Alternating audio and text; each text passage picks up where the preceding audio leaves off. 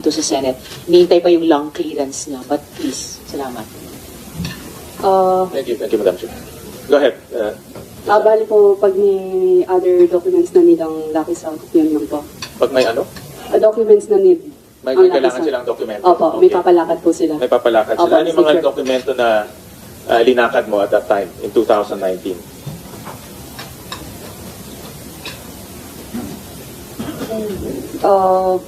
Meron pong lono.